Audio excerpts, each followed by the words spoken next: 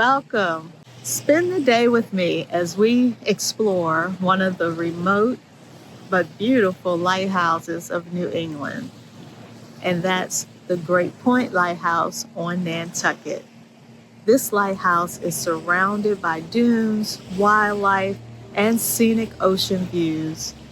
And today in this video, we're going to look at it all. So if you're ready, let's get going. Since Nantucket sits off the coast of Cape Cod, most visitors reach it by ferry.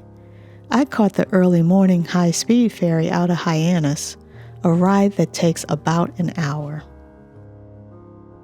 Now, if you're visiting Nantucket during peak season, I would highly recommend that you reserve your ferry tickets and parking ahead of time. I use Highline cruises, but Steamboat Authority also operates out of Hyannis. The ride to Nantucket was smooth, but the morning air was really chilly, so I didn't spend a lot of time on the top deck.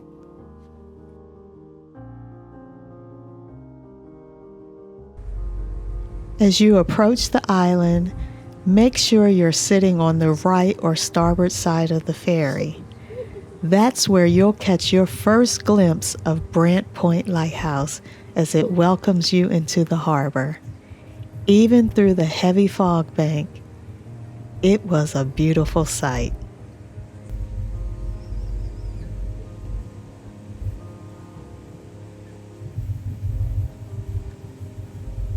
The ferry drops you off at Straight Wharf, right in the heart of downtown. The cobblestone streets, weathered shingled buildings, and quaint little shops just starting to open for the day, it already feels like my picture of classic Nantucket. Since it was still early, I grabbed something to eat at the popular shop Provisions before heading towards Great Point. Most of the lighthouses on Nantucket are fairly easy to reach, but Great Point is not one of them.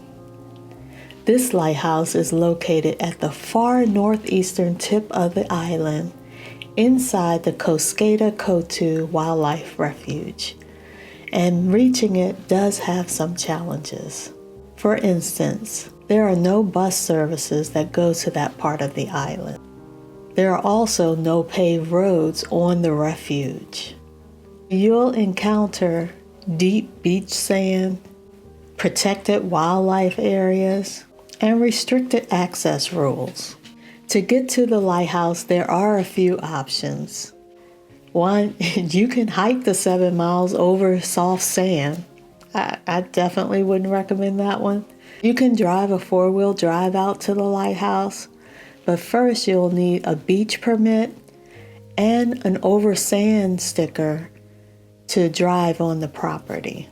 The other option, which is the option that I chose, was to take a natural history tour, which is a guided oversand experience that's offered by the refuge. This is definitely the best hassle-free option to visit the lighthouse without having to worry about driving on the sand yourself. To get to the tour on time, I did catch an Uber from downtown to the gatehouse of the Wildlife Refuge. Since I arrived a little early, I did walk up to the Wildlife Hotel to take a look at the property. It was gorgeous. I can see why it's so popular. By the time I got back to the gatehouse, the rest of the tour group had arrived, so we were off and running. 3 things that we value in a property. It's significant economic, cultural, or ecological value. This is an ecological value property. Trustees own over 120 properties in Massachusetts, and they were founded in 1891. Since I was the first to arrive, I was allowed to choose my seat, so I chose to ride shotgun. We're seeing the ocean is right on the other side. Matter of fact, you can see almost a sand dune behind the other. That was the ocean's right on the other side of that. So we're in a very narrow piece of land, you know. And it's we call this part of the property the haulover. If you just wanted to visit, you have to wait till now, 9 o'clock. That's why the gate's open now. Martha's Vineyard, Nantucket were all part of that terminal moraine. 20,000 years ago, it was the farthest extent south, so the ice started retreating.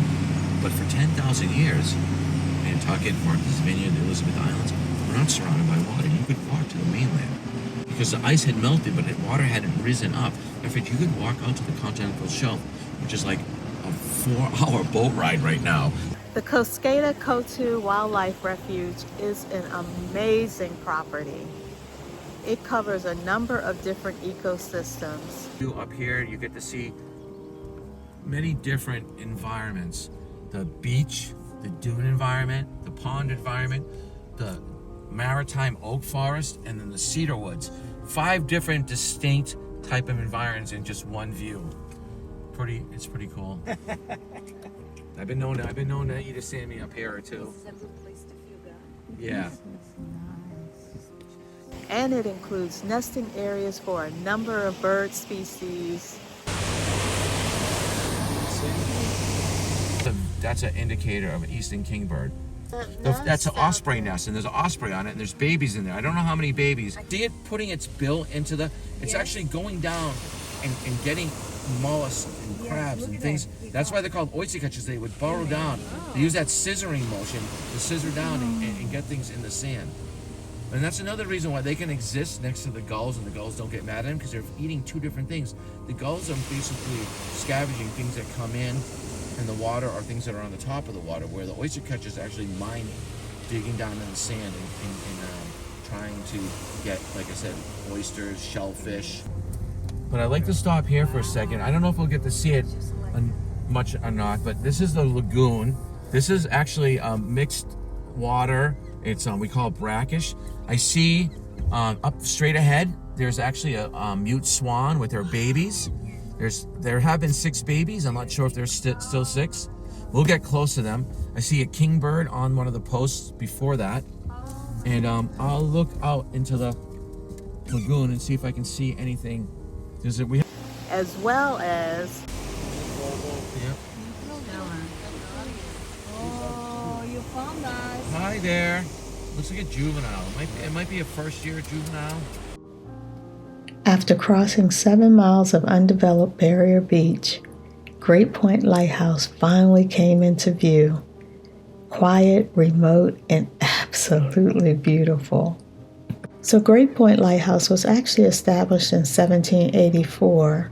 The original tower was made out of wood.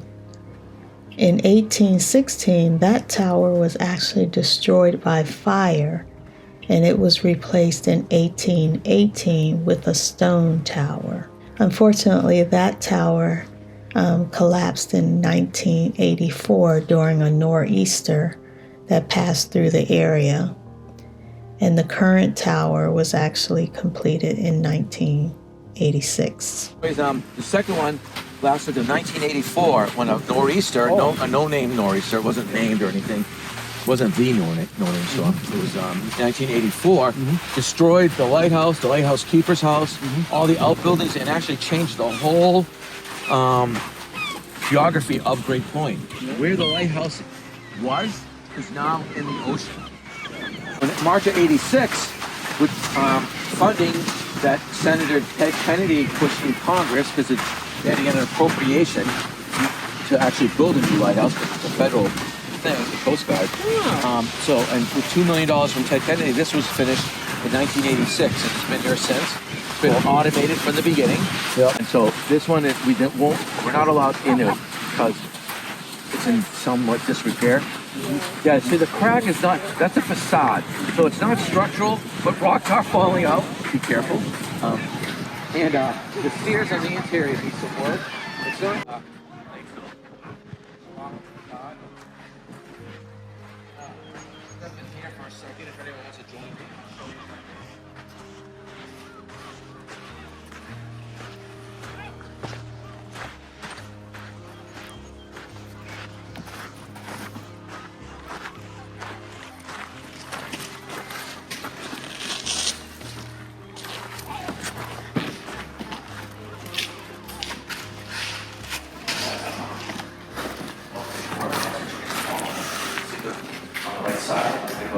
pretty small one, that's, They're made out of mud. that's so cool. So this is what I wanted to show you guys in here.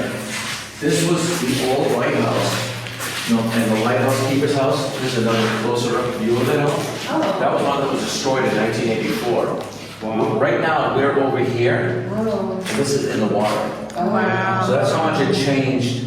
And I'm gonna step out of the way. And this gives, I gave you a very Cliff Notes version of what happened. This is the whole story. So if anyone wants to take a picture, this is like, we'll give you all the history. That's So, awesome. what happened with it.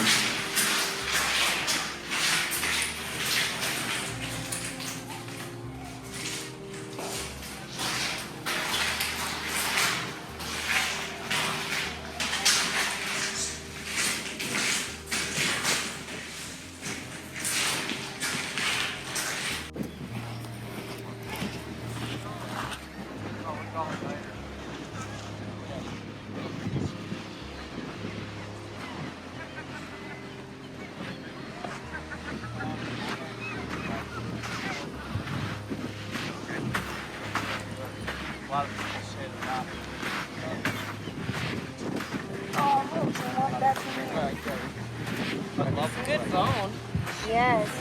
That's another person there. Oh, You can that's so sad. Yeah. They have a whole thing about bone Yes. art. It's very, very impressive. Got a couple of seals right here. This lighthouse is still an active aid to navigation. The light flashes every 5 seconds, and it was actually automated back in the 1950s and converted to solar power around 1971. The original Fresnel lens can be seen in the Nantucket Shipwreck and Whaling Museum.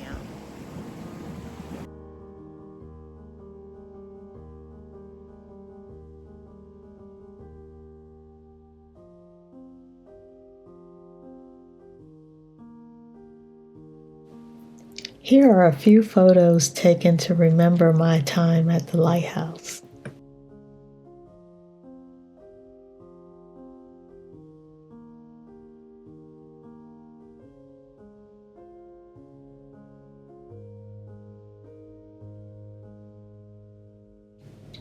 As we transitioned off of the property, we got to see a few more seals. And we also saw a buoy that had washed onto the shore. I wish I could tell it all, but since I can't, I'm just going to throw in a couple pictures to capture some of the other things we saw during the tour. By the way, Burton was awesome. His enthusiasm was contagious. If you take this tour, definitely request him as your guide. At the end of our tour, Burton shared with us that the Wildlife offers a free hourly shuttle to downtown Nantucket that we were able to take advantage of. Unfortunately, we arrived back to the gatehouse after the shuttle had already departed, so I ended up sharing an Uber with one of the other participants back to downtown Nantucket. Visiting the Great Point Lighthouse was unforgettable. It was a lighthouse adventure wrapped in a wildlife refuge experience. If you want to visit Great Point Lighthouse without having to hike or drive over sand yourself, the Natural History Tour is the absolute way to go. It's very educational, scenic, and it's perfect whether you're traveling solo or with others. If you enjoyed this video, please don't forget to like, subscribe, and share. We definitely want to make sure that we are getting the word out about these beautiful coastal lights. Up next, we're going to explore the remaining lighthouses on Nantucket, and we have a few surprises along the way. So until next time, I will see you at the light.